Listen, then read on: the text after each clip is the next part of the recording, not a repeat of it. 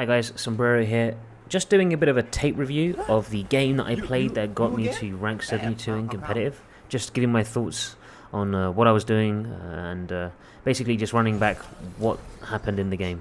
So, as you can see, start off as Soldier here, and the reason why is because there's a guy on enemy team who was playing Farah the last couple of games. Ultimately, he didn't actually end up playing Farah, and I think I would have been better off as Tracer here. But we get into it straight away. And I'm trying to play 76 as Tracer, like on the flanks, and it just didn't work. Trying to get that pick on the Zenyatta failed, so I ended up switching back to Tracer. And the enemy team takes the point here. And I'm waiting for my team to kind of regroup and get ready to push in. And as you can see here, I'm doing what I normally do. Holding the flank, but I'm not actually engaging. You can see here, I'm not shooting, I'm not blinking, I'm not running. I'm looking back and looking at the little downward arrows just to see where my teammates are. And now that they're moving in, I ended up kind of pushing in on the left hand side. So I'm battling this Azalea guy. I think it's Azalea. I'm not sure how you pronounce it. Azalea. And he's a really good McCree. He's actually ranked 75. And I end up getting headshot here, and kind of frustrating. You know, he's really good at playing McCree, and the enemy team end up stifling our attack. So I'm kind of bouncing between Tracer and 76 here because, you know, the McCree's shutting me down, but as 76 I can't really do much, so I'm starting to play 76 again here, but I'm being far more passive. As you can see, I'm not flanking. I'm holding an angle that allows me to just put out consistent DPS, just basically pressure the enemy team. Get a very lucky miss on that Roadhog hook. And we're already at 55% of ultimate, which is great. So here we're just kind of cleaning up that Genji that was overextended. And dodging another hook. We got very lucky there. And the D.Va's got no mech at the moment, and she's on the right hand side, so we're just going to poke her. Azalea, as you can see, is really good at kind of like knowing when to go in and when to drop out. But this new style of 76 seems to be working really well, and we're just putting consistent DPS out. The 76 pushes over. We've used a few ults now, and we've ended up basically clearing it. So, you know, we've taken back the point. They've got 97, so now we need to hold it for a very long time. I think I'm like one of the only people on my team that has ultimate. We nearly actually take that McCree down there, and because he's low, we're looking just to push forward just to see if we can get a pick. But this Roadhog and the threat of the hook pushes us all the way back. So again, we're playing this 76 far more passive, just consistent DPS. I don't know why I haven't popped my ultimate here. It would be good to use it and start recharging it again. I get hooked, but the Winston's body blocking really well for me. And the Roadhog goes down. We see here a couple of big ults. The Genji comes in with the Transcendence on him as well. And we get taken down. I really thought that the Winston there could clean up, but ultimately he wasn't able to. So we come in here and we pop in ults. You know, it's a bit of waste. The McCree takes us down. We die. Our teammates are coming in to try and hit the point again. We respawn, and ultimately we lose the first round. So, you know, there's nothing we can really do there.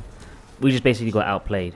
So second map, I flank here left, and check this out.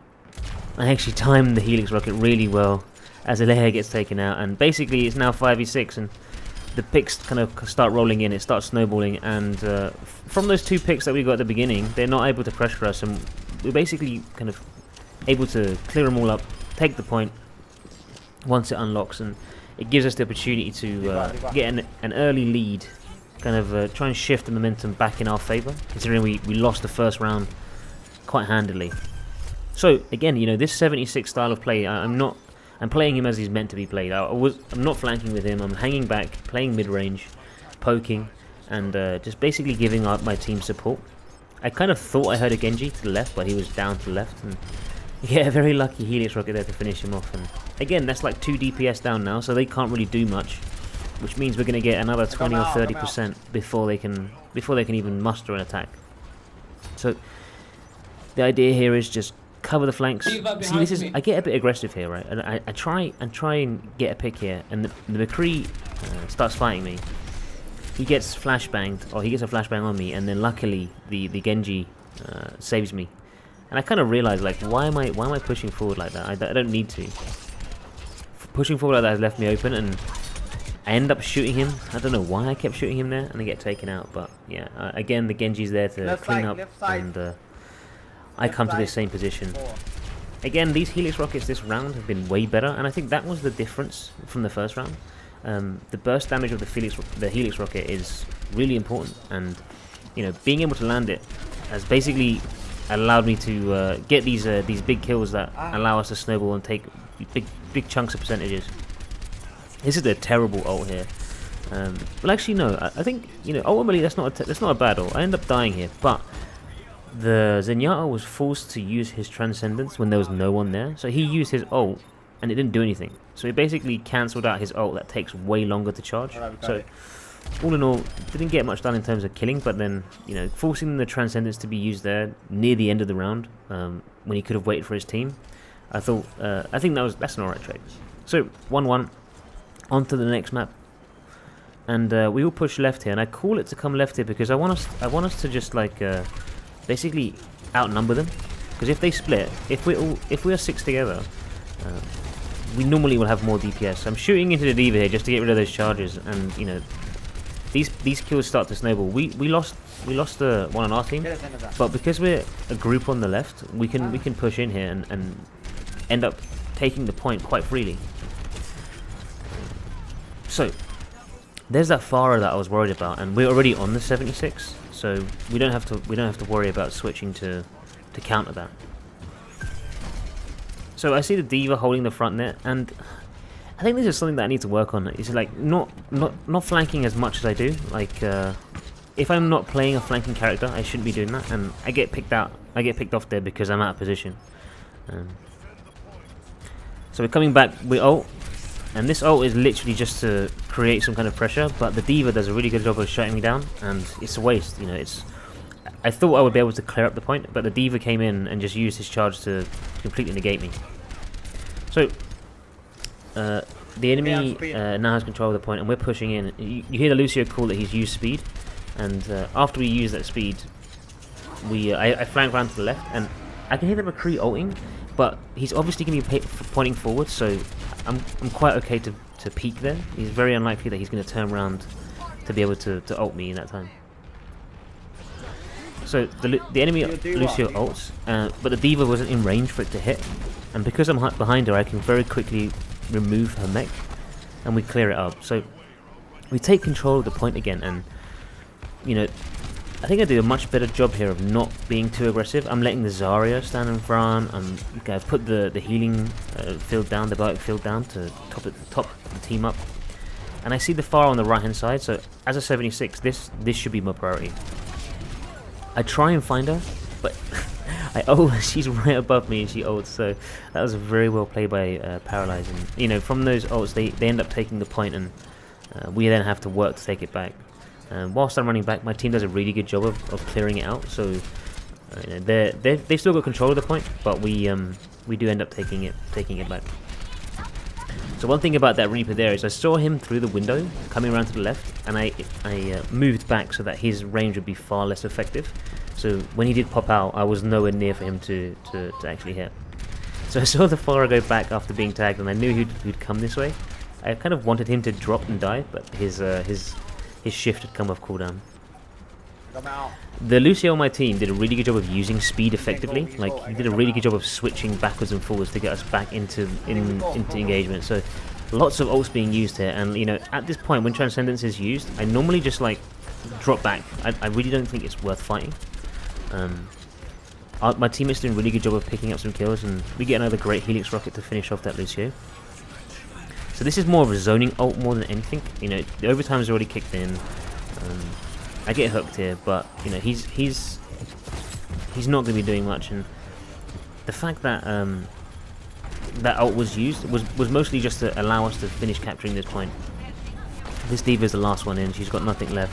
We have another great zoning ult from the Farah, from the Zarya on our team. Sucks the Tracer in, and we end up securing the round. So the momentum is really in our favour now. Back to the first point, and I've gone back to the 76 here, I've stayed on the 76 here purely because it's working really well, and I'm really worried about that Azalea McCree. So I think what's going to happen is you're going to find that this is going to be another failure here. I tried to play, I didn't learn from my mistake here in the first map, and I ended up playing the 76 trying to flank with him. ended up paying for it and dying. So we go back to the tracer. My team's done a great job of like clearing out the point whilst I was dead.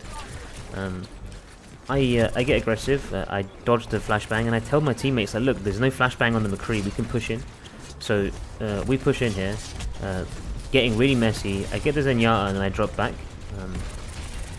We lose a couple of teammates. They lose a couple of teammates. And then it's basically a 1v1 with me and this McCree. This McCree was really tagged though, so my teammates managed to clearing up. And the idea here is we're just looking to basically delay. They're playing a 76 now. I think they realized the effectiveness of this position from the first time that I did it, and the fact that you can put really high consistent pressure out. I come back to the point just to get topped up by the Lucio, but he's in speed mode. So, but anyway, I get topped up. The 76 is still up there, and I know. Oh gosh. Yeah, I know that they're pushing in. I get way too aggressive. Get really lucky on the recall there. I only had 17 HP when I recalled, and you know, when the McCree looks like that, we just hide around the corner. I go back to doing what I'm doing, which is flanking, and I see that our D.Va's fighting another D.Va, and basically just clean it up. Gotta be really careful now for Azale. I didn't want him to flashbang me there. I didn't know if it was on cooldown or not, so I just quickly recall out of there. Winston could have chased me there. And in this position here, I blinked the flashbang. I tried to E, but my recall was on cooldown, and I just mismanaged my cooldowns there. Kind of like, I had blinks, I didn't use them effectively. I had a recall coming off cooldown, but it was just 1 second too late. So, you know, I ended up falling there, and then from me falling, it kind of snowballed into them taking the point again. So I'm basically waiting for my team here. I'm just peeking to build a bit of charge. You know, 30% ultimate done before we even start fighting. And I see that they have a tracer in their team now, so I'm just basically playing with my team now. I'm no longer flanking as aggressively as I was before. And their tracer's been picked now, so we decide to push in. We push in under the Lucio ult, and I basically just chase this Lucio. This Lucio and McCree are dueling this D.Va. So the Lucio, because of that fight, he basically had to ult just him and the McCree. And this is like going all over the place. Like, you know, this is really sloppy from me. But in the meantime, our team has taken the point, and I called to my team like, "Hey, look, McCree and Lucio on the side. They're not doing anything." And they come over here and we clean it up.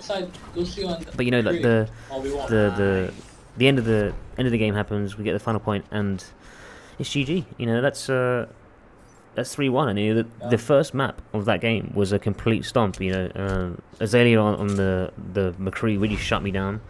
I wasn't able to do much. This was him just shutting us down as we tried to push him. And ultimately, I think just making some slight adjustments ended up allowing us to win that game. Not even just adjustments from like what hero to play, but the way in which I play that hero. So yeah, just some running thoughts on the game, and thanks very much for tuning in, guys.